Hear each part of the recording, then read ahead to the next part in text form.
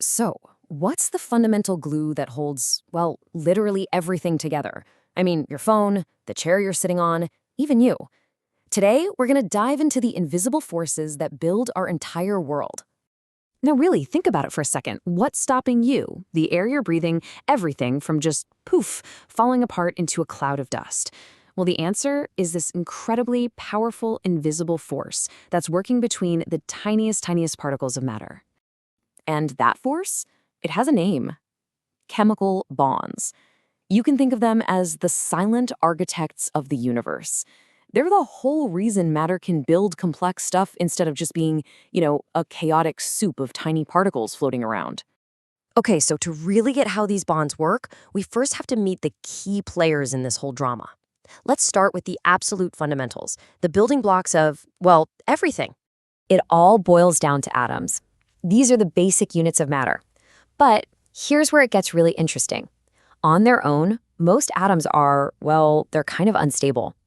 They're like little characters in a giant story, and they're all looking for something to make them feel whole, to feel complete.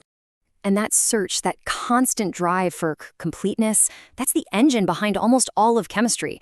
It's this epic, universal quest for one single thing: stability.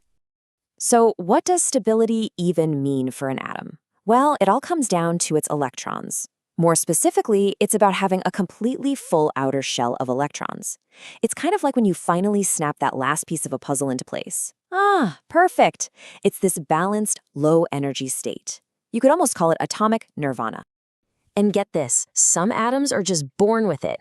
Let me introduce you to the VIPs of the atomic world, the noble gases. We're talking helium, neon, argon. These guys are the cool kids at the party. They don't need to mingle or interact with anyone. Why? Because their outer electron shells are already perfectly full. They're the gold standard, the role models of stability that every other atom is trying to be like. And this slide just lays it all out perfectly. Check it out. On one side, you've got an unstable sodium atom. It has this one lonely extra electron in its outer shell, and it is desperate to get rid of it. Then on the other side, you have cool, calm, collected neon with its perfectly full outer shell. See the difference? Sodium wants to be like neon, and that is the fundamental problem that chemical bonds are here to solve. So that's the million-dollar question, right? If you're one of these unstable atoms, how in the world do you get that full outer shell? Well, it turns out they have a couple of really clever strategies up their sleeves. All right, strategy number one. This one is a simple, clean transaction. It's all about a giver and a taker. And this, my friends, is called an ionic bond. So here's the textbook definition, but I want you to focus on one key word: transfer. An ionic bond has nothing to do with sharing. Nope, this is a straight-up giveaway, where one atom completely hands over an electron to another. Done deal. And the perfect example for this is something we all have in our kitchens: table salt. So you've got sodium, who, remember, is dying to give away that one extra electron. And then you have chlorine, who is just one electron short of a full shell. I mean, talk about a perfect match. So sodium just gives its electron to chlorine. Now think about it. Sodium becomes positive, chlorine becomes negative, and what do opposites do? They attract. That powerful magnetic-like attraction, that is the ionic bond. So it's pretty simple, right? Giving and taking. If you remember nothing else, remember that. That's an ionic bond in a nutshell. Okay, but what happens when giving and taking just isn't an option? What if both atoms are takers and they both want electrons? Well, that leads us to strategy number two, the cooperative share. We call this covalent bonding. And notice the key word just changed on us. We went from transfer to sharing. See, in a covalent bond, atoms don't just give up their electrons. Instead, they come to an agreement, a partnership, to share them so that everybody involved gets to be stable. So just picture this scenario, right? You've got two atoms, and they both want to gain electrons to feel stable. Neither one is willing to give an electron up. It's a standoff. The only way out, the only logical solution, is for them to team up and share. Let's talk about probably the most famous molecule on the planet, water, H2O. Here's the deal. Oxygen needs 2 more electrons to be stable.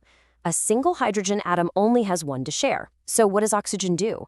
It can't just bond with one hydrogen, it needs two. So it forms these covalent bonds with two separate hydrogen atoms.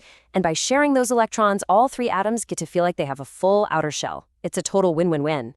And that really gets to the heart of it. Sharing is caring. At least in the world of atoms it is.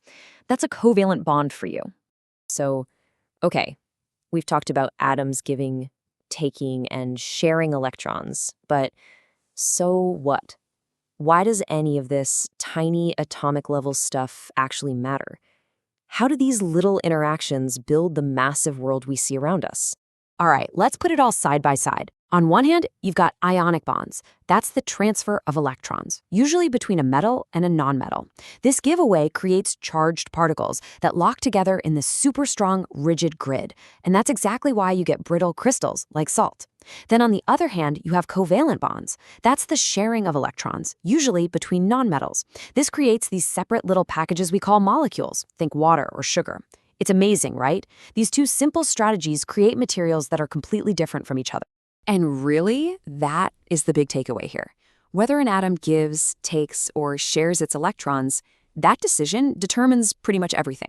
It's what decides if something is a solid, a liquid, or a gas, a hard crystal, or a flexible molecule. I mean, the incredible, mind-boggling diversity of our entire physical world. It all comes down to these two very simple atomic strategies. So I'll just leave you with this one final thought. The entire material universe, everything you can see and touch, is built on these simple principles: giving, taking, and sharing. It's a pretty cool reminder that even at the most fundamental, microscopic level, it's connection and interaction that hold everything together.